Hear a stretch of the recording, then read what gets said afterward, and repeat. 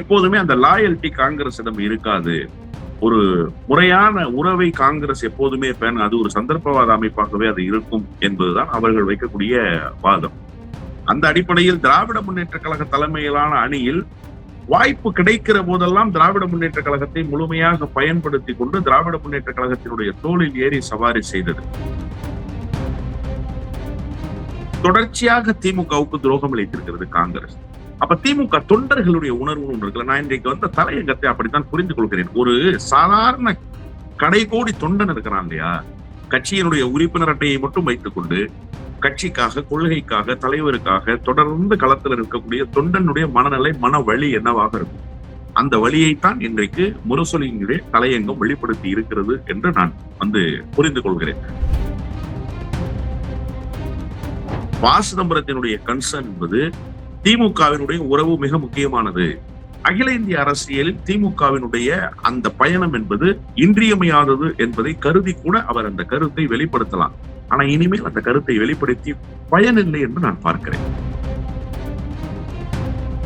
ஒரு broker commission தான் அவருக்கு நாடாளுமன்ற உறுப்பினர் பதவி. அதாவது கள்ளக்காதலில் இருந்த தாவேகாவையும் காங்கிரஸையும் நல்ல காதலுக்கு மாற்றி அவர்களுக்கு திருமணம் செய்து வைத்ததற்காக கொடுக்கப்பட்ட பரிசு தான் இந்த நாடாளுமன்ற உறுப்பினர் பொறுப்பு என்பது. அப்படித்தான் நான் புரிந்து கொள்கிறேன். இப்ப என்ன முக்கியமான செய்தி அப்படின்னு சொன்னா, அந்த தலையங்கத்தை ஒட்டி தொடர் துரோகங்களை காங்கிரஸ் செய்ததற்கு பிறகும் காங்கிரஸை தாயுள்ளத்தோடு நடத்தியது திராவிட முன்னேற்ற கழகம்.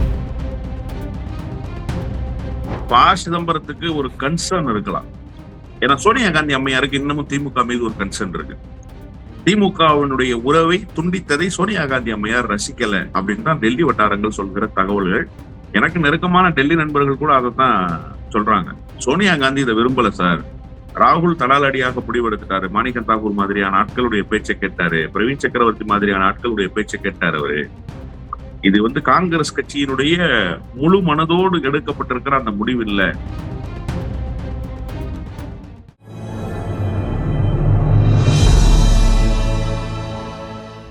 தமிழ் நியூஸ் நேயர்களுக்கு வணக்கம். இன்றைய சிறப்பு நேர்காணலில் நம்மோடு இருந்திருப்பவர் திராவிட வெற்றி கழகத்தினுடைய முதன்மை செயலாளர் மரியாதைக்குரிய திரு வல்லம் பஷீர் சார். சார் வணக்கம். வணக்கம். திராவிட முன்னேற்ற கழகத்தினுடைய அதிகாரப்பூர்வ நாளிதழாக இருக்கக்கூடிய முரசொலியினுடைய தலையங்கம் தற்போது இன்று பேசுபொருளாக இருக்கிறது. காங்கிரஸ் கட்சியின் மீதும் தேர்தலுக்கு பிந்தி எடுக்கப்பட்டிருந்த அந்த நிலைப்பாடு குறித்தும் காட்டமான விமர்சனங்கள் முன்வைக்கப்பட்டிருந்தது.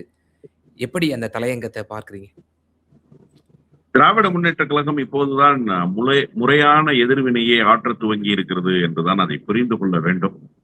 காங்கிரஸ் திமுகவுக்கு செய்திருக்கிற துரோகம் என்பது ஒரு சாதாரண துரோகம் அல்ல, ஒரு மிகப்பெரிய துரோகத்தை அவர்கள் செய்திருக்கிறார்கள். வழக்கமாக காங்கிரஸ் துரோகத்தை மட்டுமே எல்லோருக்கும் பரிசாக தரும். அதனுடைய விளைவுதான் இந்தியா முழுமைக்கும் காங்கிரஸ் தனித்து விடப்பட்டிருக்கிறது. டெல்லியிலே அரவிந்த் கெஜ்ரிவால் காங்கிரஸோடு இணக்கமாக போக எப்போதும் விரும்புவதில்லை. மேற்கு வங்கத்திலே மம்தா பானர்ஜி காங்கிரஸோடு இணக்கமாக போவதற்கு எப்போதும் விரும்புவதில்லை. குறிப்பாக பொதுவுடைமை இயக்கங்கள் காங்கிரஸ் கட்சியை எப்போதுமே பாரதூரமாகவே பார்த்து பழகி இருக்கிற இயக்கம். அதற்கு அவர்களிடத்திலே பல்வேறு காரணங்கள் உண்டு. அதில் ஒன்று, எப்போதுமே அந்த லாயல்டி காங்கிரசிடம் இருக்காது. ஒரு முறையான உறவை காங்கிரஸ் எப்போதுமே அது ஒரு சந்தர்ப்பவாத அமைப்பாகவே அது இருக்கும் என்பதுதான் அவர்கள் வைக்கக்கூடிய வாதம். அந்த அடிப்படையில் திராவிட முன்னேற்ற கழக தலைமையிலான அணியில் வாய்ப்பு கிடைக்கிற போதெல்லாம் திராவிட முன்னேற்ற கழகத்தை முழுமையாக பயன்படுத்தி கொண்டு திராவிட முன்னேற்ற கழகத்தினுடைய தோளில் ஏறி சவாரி செய்தது. ஒரு நல்ல பார்ட்னருக்கு என்ன இலக்கணமா இருக்கணும் அப்படின்னு கேட்டீங்கன்னா, ஆபத்து நேரத்தில் துணை நிற்பவன் தான் ஒரு நல்ல பார்ட்னரா இருக்க முடியும். அது நீங்க தொழில் ரீதியாக இருந்தாலும் சரி, நட்பாக இருந்தாலும் சரி, அரசியலாக இருந்தாலும் சரி, எல்லாமே பொருந்தும். நீங்களும் நான் நண்பர்கள்னு சொன்னா, எனக்கு ஒரு ஆபத்து வருகிற போது நீங்க என்ன டிமாண்ட் பண்ணி உங்களுடைய தேவைக்கேற்ப பணியை வச்சீங்கன்னா நீங்க ஒரு நல்ல நண்பன் அல்ல என்று பொருள். 2011 காங்கிரஸ் அதைத்தான் செய்தது. 2G என்பது ஊதி பெரிதாக்கப்பட்ட ஒரு பிம்பம். அந்த பிம்பத்தை காரணம் காட்டி ஒரு மிகப்பெரிய சர்ச்சை வளையத்துக்குள் திராவிட முன்னேற்ற கழகம் சிக்க வைக்கப்பட்டது. திராவிட முன்னேற்ற கழகத்துக்கும் அதற்கும் எந்த சம்பந்தமும் இல்லை என்று பின்னாளில் நீதிமன்றத்தினுடைய படிக்கட்டுகளுக்கு ஏறி அண்ணன் ஆர். ராசா தீர்ப்புகளை பெற்றுக் கொண்டு வந்தார். 2G அவிழும் முடிச்சுகள் என்கிற நூலை அவர் இந்த நாட்டு மக்களுக்கே தந்திருக்கிறார். அதுல எல்லாம் விரிவாக குறிப்பிட்டிருக்கிறார். இப்ப என்ன செய்தி அப்படின்னு சொன்னா, 2G அலைக்கற்றை, அதுல ஒரு மிகப்பெரிய ஊழல் நடந்துருச்சு. அதுல மன்மோகன் சிங்குக்கும் பங்கு இருப்பதாகத்தான் சொல்லப்பட்டது. ஆனால் அது ஏதோ திமுகவினுடைய தனிப்பட்ட பிரச்சனை போல சித்தரித்து திமுகவை மட்டுமே அதுல கொண்டு வந்து கார்னர் பண்ணி சிபிஐயினுடைய விசாரணையை அண்ணா அறிவாலயத்தினுடைய மாடியில் இருக்கிற கலைஞர் டிவி அலுவலகத்தில் நடத்தி கொண்டு கீழே ஒரு கூட்டணி பேச்சுவார்த்தையை நடத்தியது அல்லவா காங்கிரஸ். அப்போது காங்கிரஸ் பெற்ற இடங்கள் எத்தனை? காங்கிரசுக்கு அத்தனை 63. தகுதி இருக்கிறதா? காங்கிரசுக்கு அத்தனை தகுதி இருக்கிறதா?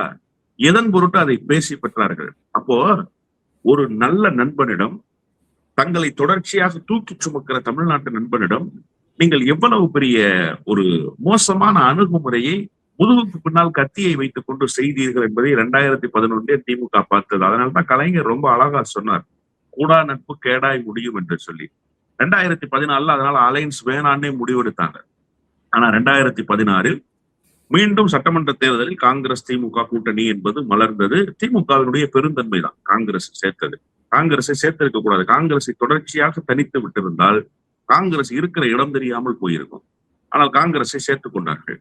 சரி, இப்போ 2026 தேர்தல். இப்போ ஒரு நெருக்கடியான சூழல் ஒன்று உருவாகுது. இப்ப இந்த நாடாளுமன்றத்துக்கு தேர்ந்தெடுக்கப்பட்டிருக்கிறார் இல்லையா பிரவீன் சக்கரவர்த்தி, அவருக்கு இன்றைக்கு கிடைத்திருக்கிற அந்த பதவியே எப்படின்னு கேட்டீங்கன்னா, ரியல் எஸ்டேட் புரோக்கர்ஸ் பார்த்திருப்பீங்க சென்னையில, நீங்க வீடு பிடிச்சு கொடுக்கறது. அதாவது எனக்கு வீடு தேவை இருக்கும், உங்ககிட்ட வீடு இருக்கும். நீங்க வீட்டை வாடகைக்கு விடுறேன்னு சொல்லி பிரவீன் சக்கரவர்த்தி மாதிரி ஆட்கள்கிட்ட சொன்னீங்கன்னா, என்ன மாதிரி ஆட்களை கொண்டு வந்து அந்த வீட்டுல குடி வைப்பாங்க. அதுக்கு அவருக்கு ஒரு புரோக்கர் கமிஷன். அது மாதிரிதான் இந்த நாடாளுமன்ற உறுப்பினர் பதவி, அவருக்கு புரோக்கர் கமிஷன். அவர் ஒரு ஏஜென்ட். என்னன்னா, தாவேகாவுக்கும் காங்கிரசுக்கும் இருந்த கள்ள உறவை நல்ல உறவாக மாற்றி அவர்களுக்கு திருமணம் செய்து வைத்ததுக்காக அவருக்கு ஒரு புரோக்கர் கமிஷன் கொடுக்கணும்ல. அந்த கமிஷன் தான் அவருக்கு கொடுக்கப்பட்டிருக்கிற அந்த நாடாளுமன்ற உறுப்பினர் பதவி என்று நான் புரிந்து கொள்கிறேன். அப்போ ஒரு புரோக்கர் கமிஷன் கொடுப்பாங்க இல்லையா அந்த வீடு பிடிச்சு கொடுக்குற ஆட்களுக்கு, அப்படி ஒரு புரோக்கர் கமிஷன் தான் அவருக்கு நாடாளுமன்ற உறுப்பினர் பதவி. அதாவது கள்ளக்காதலில் இருந்த தாவேகாவையும் காங்கிரஸையும் நல்ல காதலுக்கு மாற்றி அவர்களுக்கு திருமணம் செய்து வைத்ததற்காக கொடுக்கப்பட்ட பரிசு தான் இந்த நாடாளுமன்ற உறுப்பினர் பொறுப்பு என்பது. அப்படித்தான் நான் புரிந்து கொள்கிறேன். இப்ப என்ன முக்கியமான செய்தி அப்படின்னு சொன்னா, அந்த தலையங்கத்தை ஒட்டி, தொடர் துரோகங்களை காங்கிரஸ் செய்ததற்கு பிறகும் காங்கிரஸை தாயுள்ளத்தோடு நடத்தியது திராவிட முன்னேற்ற கழகம். இப்ப கூட நீங்க பாருங்களேன், 25 இடங்கள் கடந்த தேர்தலில் கொடுத்தாங்க. இந்திய கம்யூனிஸ்ட் கட்சிக்கு கடந்த முறை கொடுத்த இடங்களை விட குறைவான இடங்கள், மார்க்சிஸ்ட் கம்யூனிஸ்ட் கட்சிக்கு கடந்த முறை கொடுத்த இடங்களை விட குறைவான இடங்கள், அதே போல இந்திய யூனியன் முஸ்லீம் லீக்குக்கு போன முறை கொடுத்த இடங்களை விட கம்மியான இடங்கள், மறுமலர்ச்சி திமுகவுக்கு போன முறை கொடுத்த இடங்களை விட கம்மியான இடங்கள். ஆனா காங்கிரசுக்கு மட்டும் கூடுதலான இடங்கள். காங்கிரஸ் அப்படி என்ன களத்துல வளர்ந்துருச்சுன்னு நீங்க நினைக்கிறீங்க? இந்த 5 ஆண்டுகள் தமிழ்நாட்டில் காங்கிரசினுடைய ஆக்கப்பூர்வமான நடவடிக்கை என்ன? ஒன்றியத்துல பாரதிய ஜனதாவுக்கு எதிரி காங்கிரஸ் கட்சி தானே. அப்ப அந்த காங்கிரஸ் கட்சி தன்னை ஒன்றிய அரசினுடைய பரம எதிரி, ஒன்றிய அரசினுடைய கொள்கை எதிரி என்கிற நிலையிலிருந்து தமிழ்நாட்டில் என்றைக்காவது களமாடி இருக்கிறதா? ஒன்றிய அரசினுடைய நிலைப்பாடுகளுக்கு எதிராக தமிழ்நாட்டு மக்களிடத்துல போய் சேர்ந்து இருக்கிறதா? ஒன்றிய அரசு நிதி தர மறுத்தது, கல்விக்கான நிதியை ஒதுக்க மறுத்தது, பேரிடர் காலங்களில் நிதியை தராமல் வஞ்சித்தது, ஜிஎஸ்டியினுடைய நிலுவைத் தொகையை தராமல் வஞ்சித்தது, மாநிலங்களுக்குள் ஒரு பிணக்கை ஏற்படுத்தியது. இதையெல்லாம் என்றைக்காவது ஒரு நாள் காங்கிரஸ் கட்சி தமிழ்நாட்டில் கண்டித்ததுண்டா? அதற்காக ஒரு ஆர்ப்பாட்ட போராட்டத்தை நடத்தியதுண்டா? மக்களிடத்திலே பொதுக்கூட்டம் நடத்தியதுண்டா? ஒரு போதும் கிடையாது. ஆனாலும் காங்கிரஸ் கட்சிக்கு கூடுதல் இடங்கள் பிளஸ் ஒரு ராஜ்யசபாவை கொடுத்தாங்க. இவ்வளவும் செய்ததற்கு பிறகு இப்ப சொல்றாரு ப. சிதம்பரம் ஒரு பிரதான ஊடகத்தினுடைய சந்திப்புல இன்னைக்கு காலையில, நாங்க திமுகவிடம் சொல்லிவிட்டு தான் போனோம். எப்ப சொல்லிட்டு போனீங்க? ரிசல்ட் அன்னைக்கு நைட்டே சொல்லிட்டீங்களா? சார் ரிசல்ட் இன்னைக்கு காலையில வருது சார், நாளைக்கு காலையில அவங்க போய் நிக்கிறாங்க சார். 24 மணி நேரம் கூட முழுமையாக நடந்து முடியல சார். 24 மணி நேரத்துக்கு முன்பாகவே போய் நின்னுட்டாங்க சார். அப்ப எப்ப நீங்க திமுகவிடம் சொல்லிட்டு போனேன்னு நீங்க சொல்றீங்க? இது ஒரு பச்சை பொய் இல்லையா? ப. சிதம்பரம் போன்றவர்கள் இப்படி பேசலாமா? இப்ப சார், இப்போ அந்த முரசொலி தலையங்கத்துல ஒரு 3 விஷயங்கள் எனக்கு முக்கியமான கேள்விகள் இருக்கு. அதற்கு முன்னதாக நீங்க ப. சிதம்பரம் ஒரு தனியார் தொலைக்காட்சிக்கு கொடுத்த பேட்டியை நீங்க சுட்டிக்காட்டினீங்க. அந்த பேட்டியில அவர் மேலும் குறிப்பிடத்தக்க ஒரு விஷயத்த சொல்றாரு. திமுக தனிமைப்படுத்தப்படவில்லை. அது கூட்டணியும் இருக்கதான் செய்யுது. தேமுதிக இருக்காங்க, மதிமுக இருக்குது. மதிமுக வைகோவே என்ன சொல்றாரு, என்ன நிலைப்பாடுல இருக்காருன்னு நமக்கு தெரியல. அவரே டபுள் ஸ்டாண்டர்ட்ல இருக்காராங்கிற சந்தேகம் இருக்கு. அதுக்கப்புறம் சிபிஐ, சிபிஎம்லாம் நாங்க திமுகவோட தான் இருக்கோன்றாங்க. இப்படின்னு சொல்லி திமுகவை சற்று ஒரு மலிவான ஒரு என்ன சொல்றது, ஒரு இணக்கமான ஒரு போக்கை கடைபிடிக்கிறாரு. திமுக திடுதிப்புன்னு சில எந்த நடவடிக்கையும் எடுத்துடக்கூடாது அப்படிங்கிற கருத்தெல்லாம் சொல்றாரு. இந்தியா கூட்டணி ஆல் ஓவர் இஷ்யூக்கு சொல்றாரு. இப்படி ப. சிதம்பரம் திமுகவோட நெருக்கம் காட்டுவது போல இந்த கருத்துக்கள் அந்த நீங்க சொன்ன ஊடகத்தில் அந்த பதிவு செய்தார் அல்லவா, அதனுடைய பின்னணி என்ன? இல்ல சிதம்பரத்துக்கு ஒரு கன்சர்ன் இருக்கலாம். ஏன்னா சோனியா காந்தி அம்மையாருக்கு இன்னமும் திமுக மீது ஒரு கன்சர்ன் இருக்கு. திமுகவினுடைய உறவை துண்டித்ததை சோனியா காந்தி அம்மையார் ரசிக்கல அப்படின்னு தான் டெல்லி வட்டாரங்கள் சொல்கிற தகவல்கள். எனக்கு நெருக்கமான டெல்லி நண்பர்கள் கூட அதைத்தான் சொல்றாங்க. சோனியா காந்தி இதை விரும்பல சார். ராகுல் தடாலடியாக முடிவெடுத்துட்டாரு. மாணிக்கம் தாக்கூர் மாதிரியான ஆட்களுடைய பேச்சை கேட்டாரு. பிரவீன் சக்கரவர்த்தி மாதிரியான ஆட்களுடைய பேச்சை கேட்டாரு அவரு. இது காங்கிரஸ் கட்சியினுடைய முழு மனதோடு எடுக்கப்பட்டிருக்கிற அந்த முடிவு இல்ல. சீனியர் காங்கிரஸ் லீடர்ஸ் குறிப்பா மல்லிகார்ஜுன கார்கேவே இதை விரும்பல அப்படிங்கிற தகவல் தான் சொல்றாங்க. ஒருவேளை அந்த மனநிலையை கூட, ஏன்னா காங்கிரஸ்ல இருக்கக்கூடிய மூத்த தலைவர்களில் ஒருவர் சிதம்பரம்.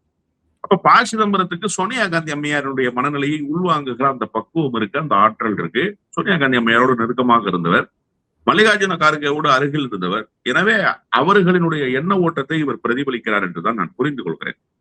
ஆனா இதுக்கப்புறம் நீங்க சிதம்பரம் ஒரு கன்சர்னா இருந்தோ அல்லது சோனியா காந்தி ஒரு கன்சர்னா இருந்தோ எந்த பயனும் இல்லைன்னு தான் நான் நினைக்கிறேன். ஏன்னா எல்லாம் நடந்து முடிஞ்சிருச்சு, கரை கடந்து விட்டது புயல். இனிமேல் நீங்கள் புயல் பாதிப்புக்கு நிவாரணம் தான் கொடுக்கலாமே தவிர புயல் பாதிப்பிலிருந்து இனிமேல் யாரையும் பாதுகாக்க முடியாது. அந்த பிணக்கு என்பது இனிமேல் சேர முடியாத பிணக்காகத்தான் போய்விட்டது என்று நான் புரிந்து கொள்கிறேன். இனிமேல் காங்கிரஸ் கட்சியை திமுக சேர்க்குமே ஆனால் நானே திமுகவை வலிமையாக எதிர்ப்பேன். காங்கிரஸை ஏன் நீங்கள் சேர்த்தீர்கள் என்கிற கேள்வியை நானே ஊடகங்களில் எழுப்புவேன். என்ன காரணம் அப்படின்னு கேட்டா, தொடர்ச்சியாக திமுகவுக்கு துரோகம் இழைத்திருக்கிறது காங்கிரஸ். அப்ப திமுக தொண்டர்களுடைய உணர்வு ஒன்று இருக்குல்ல. நான் இன்றைக்கு வந்த தலையங்கத்தை அப்படித்தான் புரிந்து கொள்கிறேன். ஒரு சாதாரண கடைகோடி தொண்டன் இருக்கிறான் இல்லையா, கட்சியினுடைய உறுப்பினர் அட்டையை மட்டும் வைத்துக் கொண்டு கட்சிக்காக, கொள்கைக்காக, தலைவருக்காக தொடர்ந்து களத்தில் இருக்கக்கூடிய தொண்டனுடைய மனநிலை, மன வலி என்னவாக இருக்கும்? அந்த வழியைத்தான் இன்றைக்கு முரசொலியினுடைய தலையங்கம் வெளிப்படுத்தி இருக்கிறது என்று நான் புரிந்து கொள்கிறேன். சிதம்பரத்தினுடைய கன்சர்ன் என்பது திமுகவினுடைய உறவு மிக முக்கியமானது. அகில இந்திய அரசியலில் திமுகவினுடைய அந்த பயணம் என்பது இன்றியமையாதது என்பதை கருதி கூட அவர் அந்த கருத்தை வெளிப்படுத்தலாம். ஆனா இனிமேல் அந்த கருத்தை வெளிப்படுத்தி பயனில்லை என்று நான் பார்க்கிறேன். இனிமேல் என்ன பயன் இருக்கு? இந்தியா கூட்டணியில் தொடர வேண்டும் என்று காங்கிரஸ் வைக்கிற கோரிக்கை ஏன் திமுக ஏற்கணும்? இந்தியா கூட்டணிக்கு திமுகவால் வலிமையா அல்லது திமுகவுக்கு இந்தியா கூட்டணியில் இருப்பதால் வலிமையா? சார், திமுகவுக்கு தான் சார் வலிமை. திமுக சொந்த பலத்தில் நிற்குது. தமிழ்நாட்டில் ஒரு மிகப்பெரிய இயக்கம் என்கிற நிலையிலிருந்து 100 விழுக்காடு வெற்றியை நாடாளுமன்ற தேர்தலில் தமிழ்நாடு, புதுச்சேரி சேர்த்து பெற்றுக் கொடுத்த இயக்கம். மாநிலங்களவையில் ஒரு மிகப்பெரிய பங்களிப்பை செலுத்துகிற இயக்கம். டெல்லியிலே ஒரு யுத்தம் வந்தால், ஒரு ஜனநாயக போர் நிகழ்ந்தால் அதில் முந்தி நிற்கிற கள வீரர்களாக திராவிட முன்னேற்ற கழகத்தினுடைய நாடாளுமன்ற உறுப்பினர்கள் இருந்திருக்கிறார்கள். அப்போ திராவிட முன்னேற்ற கழகத்தால் தான் இந்தியா கூட்டணிக்கு பலம். நீங்க அதை யோசிக்கணுமா வேணாம்? அகில இந்திய அரசியல இன்னைக்கு 2 அமைச்சர் கிடைக்குதுங்கிறதுக்காக பல்லழிச்சுக்கிட்டு நீங்க போனீங்கன்னா, அப்ப திமுக மேல உங்களுக்கு கன்சர்ன் இல்லைன்றப்போ திமுக மட்டும் உங்க மேல ஏன் கன்சர்னா இருக்கணும்னு நீங்க எதிர்பார்க்குறீங்க? அகில இந்திய அரசியல்ல திமுக உங்களோட நிக்கிறதுனால திமுகவுக்கு என்ன லாபம்? திமுக பிரதமராக போகுதா? திமுக டெல்லி அரசியலில் கவனம் செலுத்த போகுதா? திமுகவுக்கு இந்தியா தழுவிய கட்டமைப்பை பலப்படுத்த வேண்டும் என்கிற கட்டாயம் இருக்கா? ஒண்ணும் கிடையாது. கன்னியாகுமரியிலிருந்து திருத்தணிமலை அடிவாரம் வரைக்கும் கட்சி நடத்தினா போதும் திமுகவுக்கு. திமுகவினுடைய கிரவுண்ட் ரொம்ப சின்னது. அது இந்த மாநில அரசியலுக்கு உட்பட்டது. அந்த மாநில அரசியலை அது செய்து விட்டு போகும். அதுக்கு காங்கிரஸ் தேவையில்லை. ஆனா டெல்லி அரசியலுக்கு காங்கிரசுக்கு திமுக தேவை. அதனாலதான் சிதம்பரம் அந்த கன்சர்னை வெளிப்படுத்துறாரு நான் புரிஞ்சுக்கிறேன். உண்மையிலேயே மிக சிறப்பான ஒரு தலையங்கம். தலையங்கத்தை தீட்டியவருக்கு நன்றி, முரசொலிக்கு நன்றி, குறிப்பாக முரசொலி நிர்வாகத்துக்கு மனம் நிறைந்த நன்றி.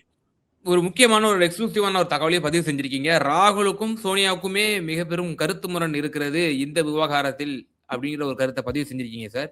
இப்ப நான் சொன்ன அந்த 3 விஷயங்கள் முரசொலியில் குறிப்பிட்டிருக்கக்கூடிய விஷயங்கள். 1, கிறிஸ்தோடங்கர் அவர்களுக்கு பதில் அளித்திருக்கிறது.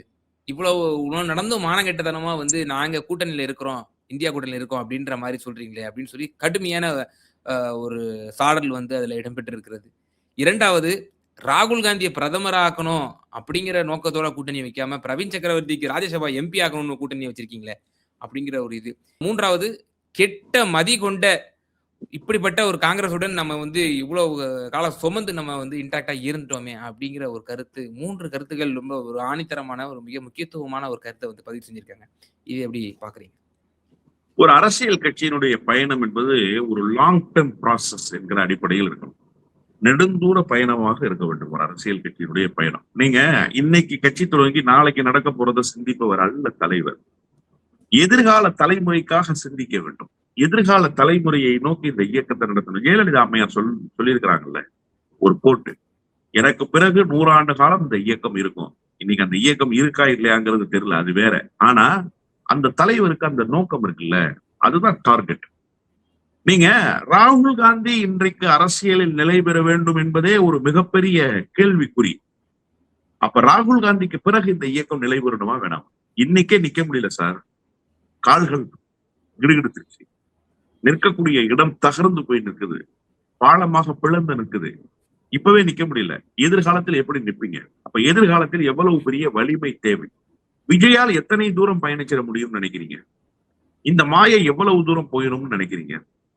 உங்களுடைய பெஸ்ட் பார்ட்னர் இல்லையா திமுக? 2004 ஐக்கிய முற்போக்கு கூட்டணி, அப்போது ஏற்பட்ட அந்த கூட்டணியில் எந்த விதமான பிணக்கும் இல்லை, எந்த விதமான சங்கடமும் இல்லை. மிக தெளிவாக போன இன்டாக்டான கூட்டணியில 2011 ஒரு பிரேக்க கொடுத்தது காங்கிரஸ். அதன் பிறகு காங்கிரஸ் கட்சி தொடர் சரிவை சந்திக்கிற போதெல்லாம் திமுக நெருக்கடியை கொடுத்ததே இல்லை. என்னைக்காவது திமுக தலைவர் ஒரு நாளாவது நாடாளுமன்ற தேர்தலின் போது ஏதாவது ஒரு குழப்பத்தை ஏற்படுத்தியிருக்காரா? நாடாளுமன்ற தேர்தல் உங்களுக்கான தேர்தல், திமுகவுக்கான தேர்தல் இல்ல. திமுகவுக்கு டெல்லியில் குரல் எழுப்ப வேண்டிய கட்டாயம் இருக்கிறதே தவிர டெல்லியினுடைய அதிகாரத்தை கைப்பற்ற வேண்டிய கட்டாயம் திமுகவுக்குள்ள. திமுகவுக்கு அது இலக்கும் அல்ல. என்னைக்காவது ஒரு முறை நாடாளுமன்ற தேர்தல்ல, எந்த நாடாளுமன்ற தேர்தலாவது உங்களோடு கூட்டணியில் இருந்து கொண்டு 2009, 2019, 2024 இந்த எந்த முறையாவது உங்களுக்கு நெருக்கடி கொடுக்கிற வகையில் பேசி இருக்கிறாரா? 2014 வந்து கூட்டணியை முறிச்சாங்கன்னு சொல்லி அதை வந்து அது கூட்டணி முடிவுக்கு வந்துருக்க. நான் என்ன கேட்கிறேன்னா, கூட்டணி இருக்கிற போது உங்களுக்கு நெருக்கடியா? கூட்டணி இல்லாதப்ப திமுக உங்களுக்கு நெருக்கடி தான் கொடுக்கும். திமுக கூட்டணி இல்லாதப்ப உங்களுக்கு தூக்கி மடியில வச்சு கொஞ்சுமா? கூட்டணி வேணான்னு சொல்லிட்டு நீங்க போயிட்டீங்கன்னா, கூட்டணி உங்களை வேணான்னு சொல்லி திமுக போயிடுச்சுன்னா திமுக உங்களை எதிர்க்கத்தான் சார் செய்யும், அவங்களை மடியில வச்சுக்காது. ஆனா நீங்க கூட்டணிக்குள் இருக்கிற போது யாருக்கு நெருக்கடி கொடுத்தீங்க? திமுகவுக்கு நெருக்கடி கொடுத்தீங்க. அதுதான் நான் சொன்னேன். 2011 தேர்தல், 2021 தேர்தல், 2026 தேர்தல், இப்படி சட்டமன்ற தேர்தல் வருகிற போதெல்லாம் திமுகவுக்கு காங்கிரஸ் அழுத்தம் கொடுக்குது. நாடாளுமன்ற தேர்தலில் காங்கிரஸுக்கு திமுக அழுத்தமே கொடுக்கலையே.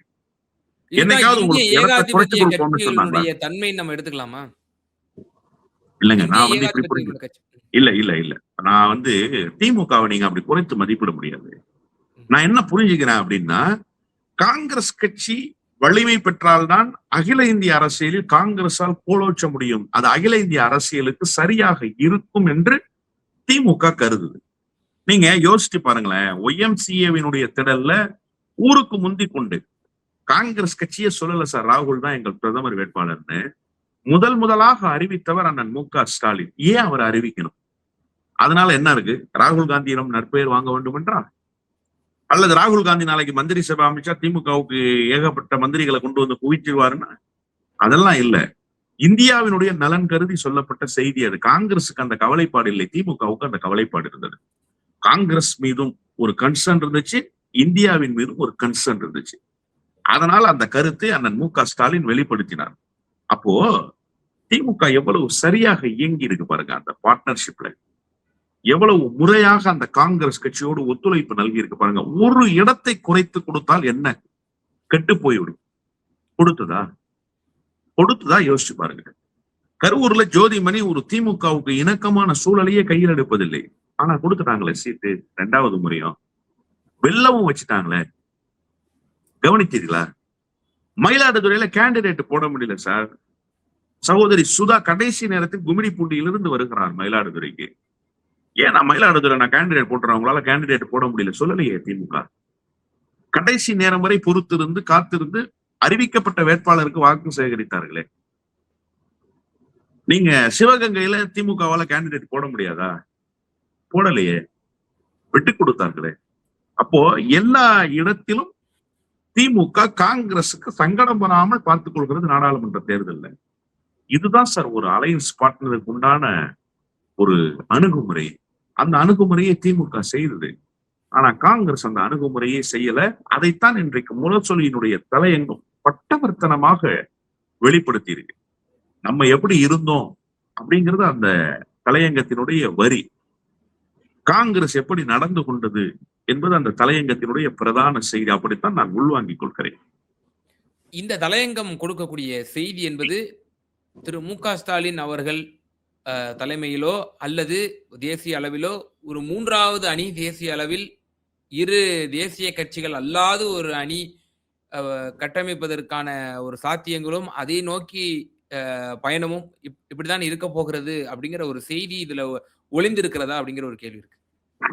இல்ல, நிச்சயமாக ஒரு 3வது அணி உருவாகும். ஏன்னா மாநிலங்களுடைய தொகுப்பு தான் இந்தியா. இந்தியாவுக்கென்று தனித்துவம் கிடையாது. அது ஒரு ஃபெடரேஷன். இந்திய ஒன்றியம் என்பதே ஒரு கூட்டமைப்பு தான். பல்வேறு மொழி, பல்வேறு இனம், பல்வேறு கலாச்சாரம், இவைகளை பிரதிநிதித்துவப்படுத்த வேண்டும் என்பதற்காகத்தான் அண்ணா சொன்னார், ஒன்றியத்தில் கூட்டாட்சி, மாநிலத்தில் சுயாட்சி என்று சொன்னார். அப்ப அந்த கூட்டாட்சி தத்துவம் என்று சொன்னால் அது எல்லோருடைய பிரதிநிதித்துவத்தை பிரதிபலிப்பது. காங்கிரஸ் இதுவரை பிரதிபலித்தது, பாஜக இதுவரை பிரதிபலித்தது என்று சொன்னாலுமே கூட அது ஒரு கட்சியினுடைய ஆட்சியாகத்தான் பொருள் கொள்ளப்பட்டது. இப்ப ஒரு கட்சி ஆட்சி முறை தேவையில்லை அப்படிங்கிற ஒரு சூழல் வருமேயானால் மாநிலங்களுடைய தொகுப்புக்கு அதிகாரங்கள் பரவி கிடக்கட்டுமே, அதற்குண்டான முயற்சியை செய்வோமே. ஏன், என்ன தவறு இருக்கு? ஆந்திராவில ஒரு பொலிட்டிக்கல் பார்ட்டி, அதே போல கேரளாவில கவர்மெண்ட் ஃபார்ம் பண்ற அந்த கேப்பபிலிட்டி இருக்கக்கூடிய மார்க்சிஸ்ட் கம்யூனிஸ்ட், மம்தா பானர்ஜி மேற்கு வங்கத்தில திரிணாமுல் காங்கிரஸ், அகிலேஷ் அந்த பக்கம் லாலு பிரசாத்தினுடைய பார்ட்டி, இப்படி தேஜஸ்வி, டெல்லியில அரவிந்த் கெஜ்ரிவால், பஞ்சாபிலையும் கோல் வச்சுக்கிறார் அரவிந்த் கெஜ்ரிவால். ஆம் ஆத்மி கட்சியினுடைய வீழ்ச்சி பஞ்சாப் வரை நீண்டு இருக்கிறது. சிரோன்மணி அகாலிதளம், இவர்களை எல்லாம் சேர்த்து கொண்டு ஒரு அலையன்ஸ் ஃபார்ம் பண்ணா என்ன கட்டுப்போச்சுன்னு கேட்கிறேன். என்ன கட்டுப்போச்சு? நம்ம தலையில் இருக்கக்கூடிய மயிரை கட்டி மலையை இழுக்கிறோம், அவ்வளவுதான். வந்தா மலை, போனா மயிர், அப்படி எடுத்துக்கணும் நீங்க. ஆனா காங்கிரஸ் கட்சிக்கு இது எவ்வளவு பெரிய இழப்பு பாருங்க. காங்கிரஸ் செய்திருக்கிற ஒரு அயோக்கியத்தனமான அரசியலுக்கு மாநிலங்களினுடைய பிரதிநிதித்துவத்தை காங்கிரஸ் இழக்குது. இப்ப டேமேஜ் காங்கிரஸுக்கு தான். திமுக ஒருவேளை இப்படி ஒரு தேர்ட் ஃப்ரண்ட ஃபார்ம் பண்ணி தோத்து போயிடுச்சு, திமுகவுக்கு நஷ்டமா? மாநில அரசியலுக்குள்ள திமுக நிலை பெற்றோம். 40 எம்பிங்கிற இடத்துல இன்னைக்கு இருக்கிற சூழல் பேசும், யதார்த்தத்தை பேசும். 40க்கு 40 திமுக அடிக்காது. ஆமா அடிக்காது. 25 அடிக்காதா திமுக? 20 அடிக்காதா திமுக? காங்கிரஸ் எத்தனை அடிச்சிடும்? ஓகே, இங்க 20ஆ? அப்படியே வாங்க கேரளாவுக்கு. இன்னைக்கு இருக்கிற சூழல் மாறி இருக்கு. மார்க்சிஸ்ட் கம்யூனிஸ்ட் 10 சீட்டு ஜெயிக்காதா? 10 சீட் வச்சுக்கோங்க. 20 + 10 30. சிரோன்மணி அகாலிதளம் 5 சீட் அடிக்காதா? 30 + 5 35 வச்சுக்கோங்க. 4 சீட் அடிக்க மாட்டாரா அரவிந்த் கெஜ்ரிவால் டெல்லியில? ஓகே, 39 சீட்டு. 5 சீட் அடிக்க மாட்டாங்களா பஞ்சாப்ல? நான் எல்லாமே மினிமம் கவுண்ட் தான் சொல்றேன். 39 + 5 44 சீட்டு. அகிலேஷ் ஒரு 20 சீட்டு ஜெயிக்க மாட்டாரா? மிகவும் குறைவு. கடந்த முறை நல்லாவே சோசியல் இன்ஜினியரிங் பண்ணி. இல்ல, நீங்க கம்மியா வச்சுக்கோங்க சார். நீங்க கம்மியா வச்சுக்கோங்க. 64 சீட் ஆயிடுச்சு. தேஜஸ்வி 10 சீட்டு ஜெயிக்க மாட்டாரா? ஓகே, அப்போ 64 + 10 74 சீட்டு. 74 சீட்டு இவங்களுக்கு பிரதிநிதித்துவம் கிடைக்கலன்னா கூட பரவாயில்ல. ஆனா 74 சீட்டை வலிமையா வச்சுக்கிட்டு ஒரு அணியை கட்டிட்டான்ல, கட்டி நிக்க முடியும்ல. இந்த 74 மிஸ் ஆச்சுன்னா யாருக்கு இழப்பு? காங்கிரஸ். இந்த 74ல ஒரு 10%, இந்த 74ல ஒரு 10% காங்கிரஸுக்கு பலம் கூடுமா? பலம் குறையுமா? இல்ல காங்கிரஸ் கட்சி இந்த 74 சீட்டை வேற வகையில சேர்த்து பெறுவதற்கு வியூகங்களை வகுக்க முடியுமா? மண்ணாங்கட்டி வியூகத்தை வகுக்கும் காங்கிரஸ். காங்கிரஸ் நிலை பெறாமல் போகும் சார். அப்ப இழப்பு யாருக்கு? இதை நீங்க யோசிக்க வேணாமா? அதனால்தான் நான் சொன்ன ஒரு லாங் டேர்ம் விஷன் இருக்கணும். நெடுந்தூர பயணத்துக்கு நீங்கள் தயாராகணும். ஆனா இன்னைக்கு ஒரு 2 மந்திரி பதவி கிடைச்சிருச்சுன்ன உடனே இவ்வளவு பெரிய ஒரு துரோகத்தை செஞ்சு உடனடி பல்ட்டி, அந்த பல்ட்டிம்பாங்கல்ல, அப்படி ஒரு பல்ட்டி அடிச்சிருக்கீங்களே, இதற்குண்டான விலையை காங்கிரஸ் கொடுத்தாக வேண்டும். இப்போது வேண்டுமானால் அது மகிழ்ச்சியாக தெரியலாம். காங்கிரஸ் தன்னுடைய கடைசி நாட்களை தமிழ்நாட்டில் எண்ணிக்கொண்டிருக்கிறது என்றுதான் நான் பொருள் கொள்கிறேன். நிச்சயமா சார். பல்வேறு கேள்விகளுக்கு ரொம்ப விரிவாகவும் தெளிவாகவும் எங்க நேயர்களுக்கு பதிலளிச்சீங்க. ரொம்ப நன்றி சார். நன்றி.